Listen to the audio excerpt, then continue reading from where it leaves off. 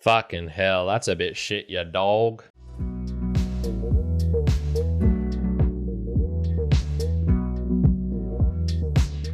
Welcome, Mere Modelites, to another round of the book reviews. My name is Kyrin, host of the Mere Models podcast, but also this one where I dive deeper into the books I'm reading to give you the juicy information that is within, to extract some themes you might not have thought about, and to also know about what you can and can't say, what you should and shouldn't say. Indeed, we do have Swearing is Good for You by Emma Byrne, with the subtitle The Amazing Science of Bad Language. So this book was published in 2017. It's about 200 pages in length. Took me about 4 hours to get through in total. Not super long. It's a popular science book detailing the positive aspects of profanity, of swearing. So really putting a positive spin and highlight of it. So it tackles this from multiple angles, and it's kind of got the feeling of the 5 W's and 1 H, the who, what, when, where, why, and how. But it's mostly looking at the science, so using case studies and observational data. There are some bits and pieces of actual numbers, statistics, and graphs in here, but it really is more of the anecdotes, I suppose, taken from scientific studies, mixed in with her attempts at humor and a lot of swearing that is within. It's kind of like a Malcolm Gladwell style, if I had to compare it to something. John Ronson was also like that. And some of the titles or subtitles or chapters that we have in here are Fuck That Hurts, Pain and Swearing, or Disciplinary Offense, Swearing in the Workplace, Scheisse, Murder, Kachow, Swearing in Other Languages. So it goes over quite a few different themes. I'm going to talk a little bit about Emma Byrne. She's a UK researcher. I couldn't actually find a lot about her. She's not really that well known as an author. I do believe she's written 1 or 2 other books.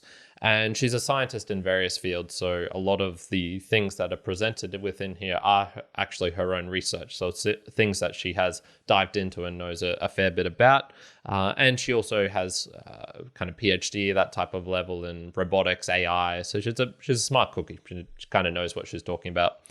I'm going to jump onto, I suppose, the one and only theme of this, which is swearing. Taboo or not taboo? That is the question. So a little play on the Shakespeare there. So let's jump into it. What is it? And it's relatively hard to pin down, funnily enough. So you kind of think, swearing, we all roughly know what it is, but it actually serves quite a few different purposes, and it can be a vehicle for aggression or insult. It can be used for fighting words, can be used to bond with people. It can be used for emphasis. It can be something just slips out. There's many different things that come from it. She says from here that the 2 common definitions that appear over and over again, swear words are A, words people use when they're highly emotional, and B, words that refer to something taboo. So this is that kind of taboo aspect. It's something that you kind of shouldn't talk about, or you have to be careful. And we can see some of the things that come along with this. She also has another definition here from the Professor Magnus Leung of the University of Stockholm, and he has studied lots of things, and he says what they had in common were the use of taboo words like fuck and shit, which aren't used literally, which are fairly formulaic, and which are emotive. Swearing sends a signal about the speaker's state of mind. So what we can kind of break this down as well into is propositional and non-propositional swearing. So propositional swearing is more where it's used deliberately, in a deliberate sense. I use it to emphasize a certain point, fucking hell, or like, wow, that's just fucking bullshit. And it adds a bit to the sentence. You can get more of the speaker's state of mind or of what they're trying to convey with this additional information contained within.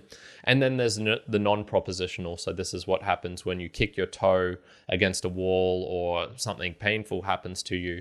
It just comes out, and we see how this can come out in different ways. And if you usually do it in your first language rather than a second or third language that you've learned, so it's kind of deeply wired into the brain. It's got these aspects to it. And then the actual swear words themselves, you can break this up into many categories. I was looking this up. In the book, I believe she lists 4, which are religious, so hell, damnation, taking the Lord's name in vain. Copulatory, so this is related to sexual functions, such as fucking or shitting, fucking in particular. Excrement, so this is shit or things related to piss and things like that. And then slurs, which are usually related to animal references or bad comparisons, and I won't really repeat any of them. So we have the what of swearing. Who? Well, it seems to be everyone. Everyone in all languages, and funnily enough, even chimps. So there were some studies of chimpanzees, and basically chimpanzees can't really speak the way we do. They don't have the vocal cords, so attempts at getting them to speak human language was impossible. So they taught them sign language, and they can actually learn a fair bit of sign language, a couple of hundred words, something like that. And one of the words was dirty, or roughly in the chimp's mind would be something like dirty or shit.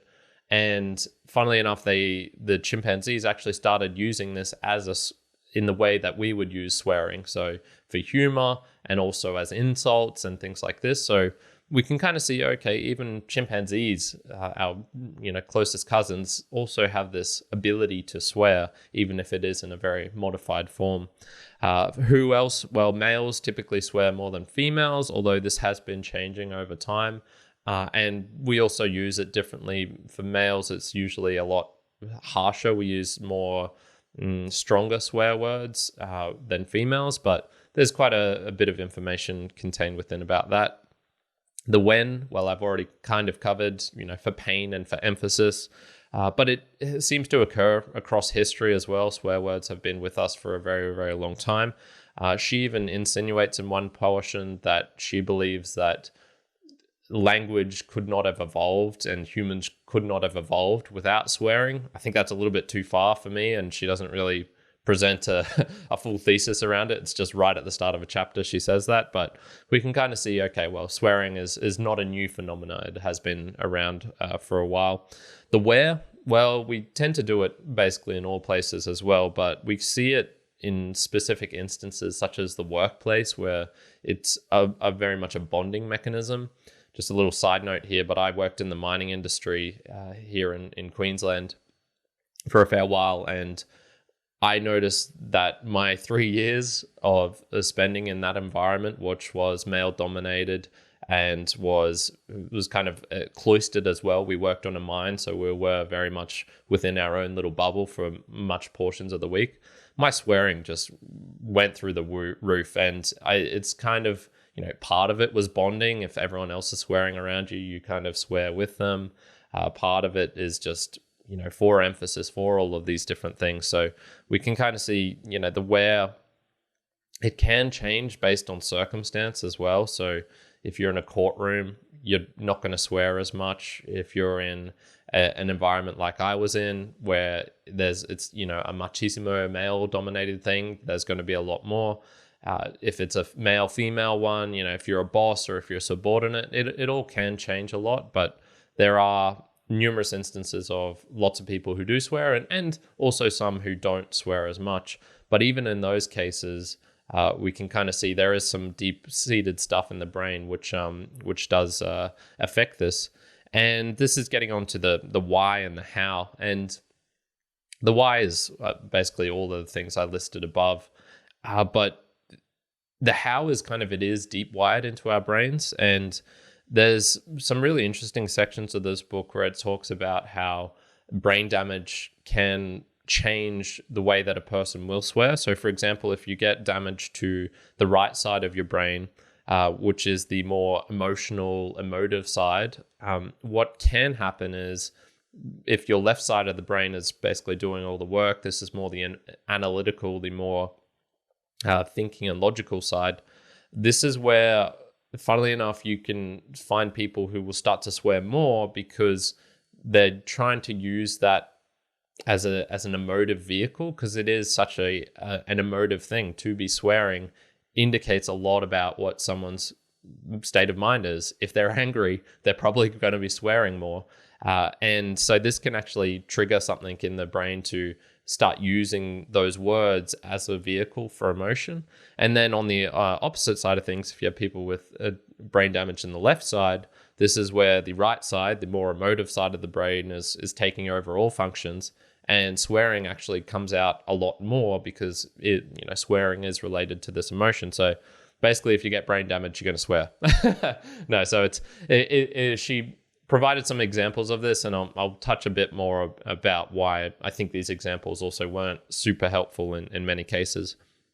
I want to jump onto this section here as well, which was page 70, 71, and probably one of the most easiest examples we can see of just how deep-rooted swearing is in the brain is for people with Tourette syndrome. So this is those who just let out fuck and shit, and they usually have a tic or something as well associated with it. And there's a whole section in the book talking about Tourette's and why they tend to, why don't they use the word plain as their tic, and why is it this taboo word that comes out? And so I'm just going to jump onto here. And she says, like all swearing, the use of bad language in TS, so Tourette syndrome, is extremely culturally specific. According to Professor J, in Japanese culture, rather than swearing, TS sufferers are more likely to feel compelled to hurl insults such as lecherous, stupid, or ugly.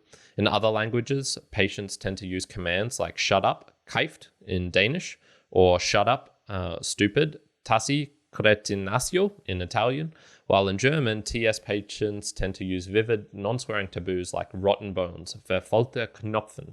So the embarrassing outbursts experienced by TS sufferers aren't confined to swearing, and they can also use things like insults or ex-lovers' names. So we see, okay, there is something not just about the swearing, but it's this idea of taboo, which is so closely linked to swearing, because that's why we use these words. We use them because they have a shock and a horror aspect to it, which is really funny because they can change so dramatically over time, and things that were once massive insults or something extremely taboo, probably 300 years ago, is the taboo around religion was a lot stronger than it is now, and so things like Jesus Christ or damn are relatively moderate. They're minor swears in comparison to things which are more copulatory. So in this case, it would be something like cunt, although here in Australia, that itself is, we use that one a lot. So yeah, it's relatively funny. And we see in Australian culture, swearing is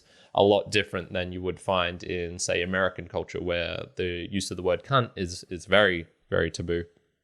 So that's the main section on theme on swearing. I'm going to jump to my own observations and takeaways. There certainly are some interesting tidbits that you'll find within this book that also somewhat conflict as well. So there was this section here where it was swearing in the workplace, and they were also examining what do people perceive other people as who swear a lot.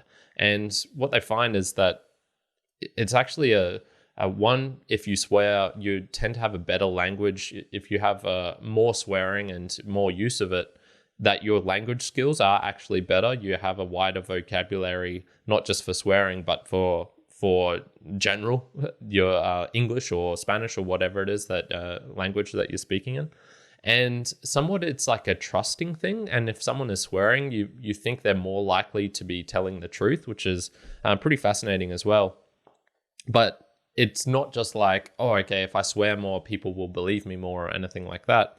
And so she was asking this lawyer about, okay, why would people not use swearing in a court case, for example, or to kind of hijack our systems and think, oh, this person's swearing, so they must be telling the truth. And he says, a lot of people who later come to be tried are quite grumpy at the point of arrest. It's always a matter of some amusement for a well-educated counsel to say, I put it to you, Fred Jones, that you said, you're a fucking cunt. In my experience, the police don't mind that being read out in court. In general, they think it works to the disadvantage of the defendant. And then she's like, but are they right? Is this person actually, but is this actually true if someone is swearing in a case like this? And he says, in kind of contrast to all of this, I certainly don't allow my clients to swear when giving evidence in court. Judges and magistrates have to live in the real world where words are used that they'd hope not to hear in their own living room.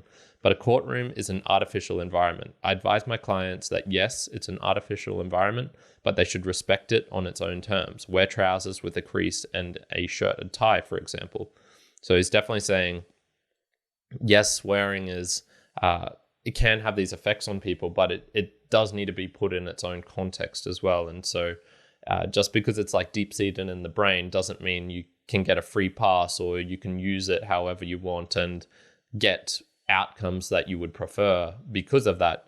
No, it's if you're in a courtroom environment, there are expectations related to swearing, much like there are expectations where you would maybe not swear in front of your mum, but if you're in front of your friends, then maybe you would. Or what if it's a gathering where your friends and your mum are there?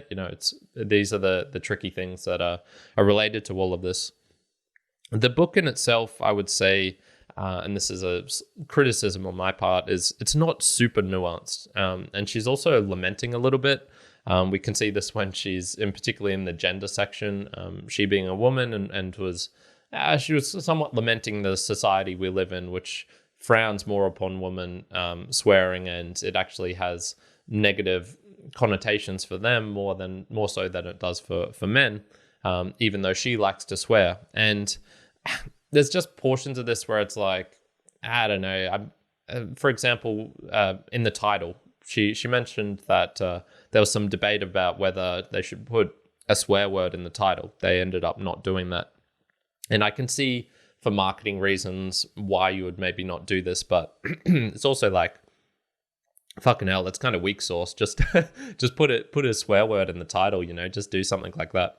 And the last observation was there's this recurring theme of misconceptions and just human folly. Man, we've done some awful things like mistreating chimpanzees for scientific studies, keeping them locked in cages, separating them from their young, doing things like that, trying to protect women from swearing. And so, over the course of history, there's been these times where it's the puritanical, keep women away. Women shouldn't swear, like a woman who's swearing, and if she's going to a Shakespeare play and she's enjoying it there, she's actually like a bad woman and things like this. And even just, demonizing Tourette's, and you can kind of understand why, because it is very jarring to have someone just, randomly saying words which are taboo in front of you. So but in all of these cases, you're just looking and you're going like, damn, we screwed up. Like that was an unhelpful thing to happen. It was unhelpful or maybe it was slightly helpful to recognize like, okay, chimpanzees can't do this particular thing, but man, did we really need to torture them for 20 years to find that out? Is that knowledge worth the ethical quandaries and things like this? So I don't know. Some of the parts of this book were just, it was more of a highlighting and just going like, damn it, we screwed up again. Like fucking hell, humans. So in summary, this book was kind of just about acceptable for me. I wouldn't say I really enjoyed it. Probably my main criticism is I really prefer the nuance, but this had what seemed to me was like an unnecessary agenda. Really seemed like she was pushing hard to be like, swearing is good. And maybe that was her environment growing up, where swearing was this really bad thing and shouldn't be done. Could be because I'm Australian, and in Australia we do swear a lot, and it is a lot more socially acceptable for basically anyone here to swear. I'm not doubting the science and the observations that were in this, but they somewhat felt shallow as well. They did have this feel of a Malcolm Gladwell book, which it touches the surface. It's kind of interesting, but I wouldn't put if I was a betting man, I wouldn't put a whole lot of weight on this being the be all and end all of, this proves definitively that swearing is good. For example, she didn't talk about any of the negative aspects of it, which can, social stigma and things like this. And, perhaps does it make you more violent? Does it do this? Does it do that? And there wasn't a whole lot of it. So it very felt much like it was positive only, pushed out like this. And I would have really loved a version which was nuanced, or which had, 100 different studies all related to one thing around culture or something. It felt a bit too broad for me. I would have loved a book just around the cultural aspects. How do we swear in different languages? And there was a chapter on that, but a whole book on that would have probably been great for me. So overall, I'm going to say this book here, Swearing is Good for You, The Amazing Science of Bad Language by Emma Byrne. It was a 5.5 out of 10. It was okay. I wouldn't rant and rave about it. And that is it for today, my mere mortalites. Thank you for joining me to the end of this video. What are your thoughts on swearing? Do you swear a lot? Do you not swear a lot? Is it good for you? Is it bad for you? I'd love to know all of these things. Best place to do that is via down in the comments below. Would love to hear from that. And I would also just recommend checking out the Mere Mortals podcast. It's a podcast I do with my friend Juan, and we talk a lot about aspects of language, learning, philosophy, fitness, stuff like that, which a lot of these books tend to cover. So if you enjoyed listening to this, you might enjoy listening to that one as well. So I really do hope you're having a fantastic day wherever you are in the fucking world. Kyrin out.